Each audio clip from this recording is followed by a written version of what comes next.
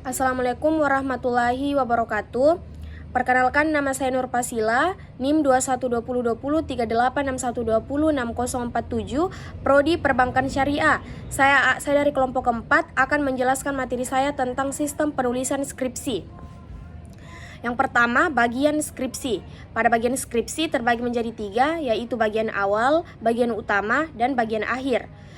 Yang pertama yaitu bagian awal, terdiri dari beberapa aspek. Yang pertama yaitu sampul skripsi, halaman judul, halaman pengajuan, halaman persetujuan, halaman pengesahan, kata pengantar, dan pernyataan keaslian, abstrak atau bahasa Indonesia, bahasa Inggris ataupun bahasa Arab, daftar isi, daftar tabel, daftar gambar, dan daftar lampiran, serta pedoman transliterasi. Kemudian bagian utama, terdapat beberapa bagian yaitu pendahuluan, tinjauan pustaka, metode penelitian, hasil penelitian dan pembahasan, dan penutup. Kemudian bagian akhir, terdapat beberapa bagian pula yaitu daftar pustaka, lampiran, dan biodata penulis. Kemudian kita beralih ke skripsi kualitatif. Penelitian kualitatif adalah prosedur penelitian yang menghasilkan data deskriptif berupa ucapan atau tindakan dari subjek yang diamati. Data tersebut dideskripsikan untuk memberikan gambaran yang utuh tentang subjek yang diteliti. Kemudian kita masuk ke bab 1 yaitu pendahuluan. Pendahuluan terbagi menjadi beberapa bagian. Yang pertama yaitu latar belakang, rumusan masalah, tinjauan penelitian, dan kegunaan penelitian. Kemudian pada bab kedua, yaitu tinjauan pustaka pula terbagi menjadi beberapa bagian. Tinjauan penelitian relevan, tinjauan teori, tinjauan konseptual, dan kerangka pikir. Kemudian pada bab 3 yaitu metode penelitian. Metode penelitian terbagi menjadi beberapa bagian yaitu pendekatan dan jenis penelitian, lokasi dan waktu penelitian, fokus penelitian, jenis dan sumber data, teknik pengumpulan dan pengolahan data, uji keabsahan data, dan teknik analisis data. Kemudian pada bab 4 yaitu hasil penelitian dan pembahasan terbagi menjadi 2 bagian yaitu hasil penelitian dan pembahasan. Adapun pada bab kelima atau bab terakhir yaitu penutup. Pada bab ini hanya terdapat 2 bagian yaitu kesimpulan dan saran. Kemudian kita beralih ke skripsi kuantitatif. Skripsi jenis penelitian kuantitatif lebih menekankan pada penggunaan angka atau bilangan numerik dengan metodologi deduktif. Kemudian kita masuk ke bab 1 yaitu pendahuluannya. Adapun bagiannya yaitu latar belakang masalah, rumusan masalah, tujuan penelitian, dan kegunaan penelitian.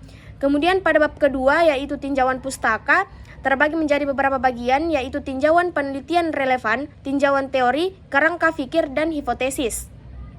Kemudian pada bab ketiga yaitu metode penelitian terbagi menjadi beberapa bagian di sini.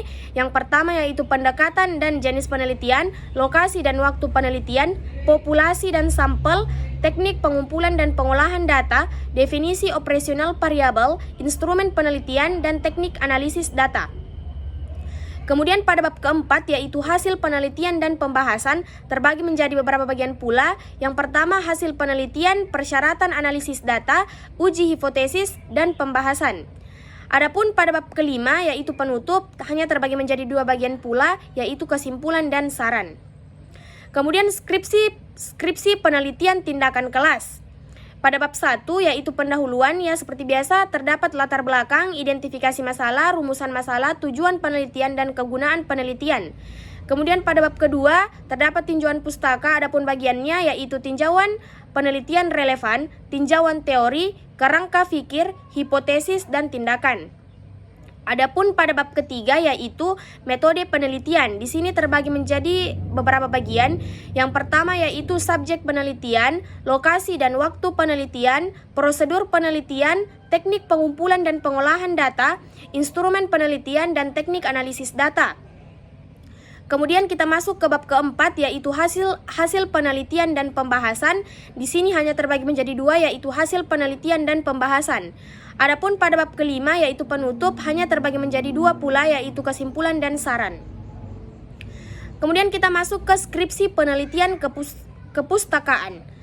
Pada bab pertama dia ada pendahuluan, adapun bagiannya yaitu latar belakang, rumusan masalah, tujuan penelitian, kegunaan penelitian, definisi istilah, tinjauan penelitian relevan, landasan teori dan metode penelitian. Adapun untuk skripsi penelitian kepustakaan bab 2, 3, dan 4 sesuai materi yang akan dibahas. Kemudian kita lanjut ke bab kelima yaitu penutup. Dia ada terbagi menjadi 2 pula yaitu kesimpulan dan saran. Pada bagian akhir skripsi, daftar pustaka merupakan daftar rujukan atau referensi yang berupa buku, makalah atau artikel, atau bahan lain yang dikutip baik secara langsung maupun tidak langsung. Daftar tabel disusun secara berurut sesuai dengan nomor tabel dan halamannya. Tulisan daftar tabel diketik dengan huruf kapital tanpa diberi titik dan ditempatkan tepat pada batas sembir atas di tengah ruang tulis, simetris dan batas sembir kiri dan kanan. Adapun daftar gambar diletakkan sesudah daftar tabel berisi urutan judul gambar dan nomor halamannya. Daftar gambar ditulis dengan format yang sama dengan daftar tabel. Selanjutnya daftar lampiran diletakkan sesudah daftar gambar dan berisi urutan judul lampiran dan nomor halaman. Daftar lampiran ditulis dengan format yang sama dengan gambar tabel dan daftar gambar. Adapun pedoman transliterasi dimaksudkan sebagai pengalihan huruf dari abjad yang satu ke abjad yang lainnya. Kata pengantar menguraikan secara singkat tentang maksud penyusunan skripsi, penjelasan dan ucapan terima kasih. Kemudian abstrak. Abstrak merupakan ikhtiar penelitian yang secara jelas dan lengkap menguraikan keseluruhan isi skripsi. Abstrak mendeskripsikan pokok isi skripsi. Kemudian yang terakhir yaitu daftar isi. Tulisan daftar isi ditulis dengan huruf kapital tanpa diakhiri tanda titik. Diletakkan tepat pada batas sembir atas, simetris dan batas sembir kiri dan sembir kanan. Tulisan halaman diketik merapat ke batas sembir kanan 18 PT di bawah tulisan daftar isi. Susunan daftar isi dimulai 18 PT di bawah tulisan halaman. Judul bab ditulis dengan huruf kapital tanpa ditebalkan atau bold. Sekian materi dari saya, lebih dan kurangnya mohon dimaafkan. Akhirul kalam minallahi musta'an wa alaihi tiklan. Assalamualaikum warahmatullahi wabarakatuh.